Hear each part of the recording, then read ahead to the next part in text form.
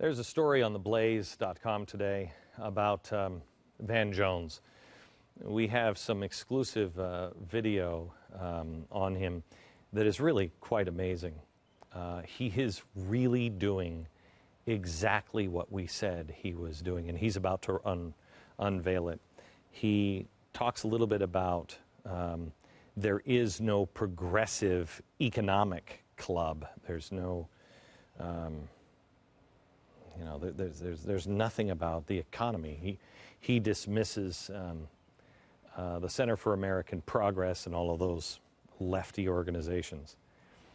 But he is trying now to imitate the Tea Party. The left and the media need you to believe that the Tea Party is extreme, that they're irrelevant, that they were hateful, that they are awful and atrocious. Why? Because the Tea Party was occupying the space that they wanted to occupy. They needed to push us out. They never saw that coming. But as I believe we will see tonight in Wisconsin, it's not irrelevant.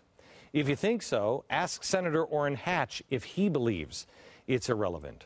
For 36 years, this man has been making decisions in Washington. He's a good man. He's not the conservative he used to be. And I don't think you can last in Washington. I really don't. There's nothing against him personally. They're all like this. You lose your way somewhere along the way.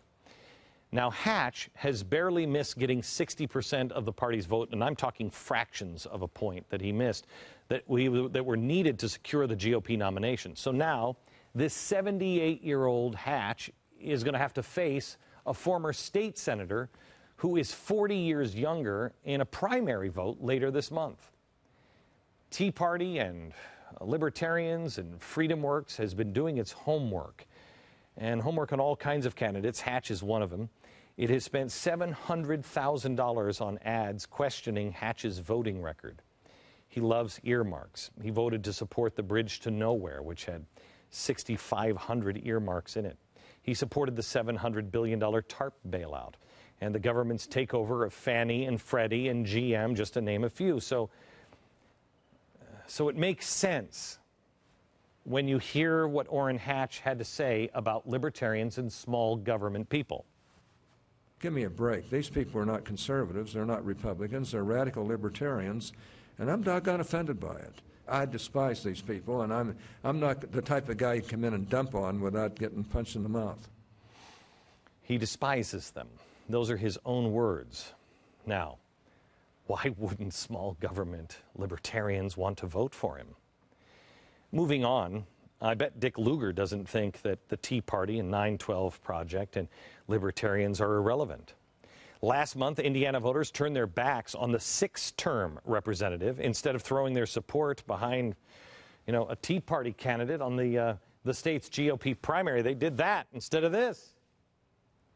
After he lost, Lugar said, "Hoosiers deserve the best representation possible," and he's right.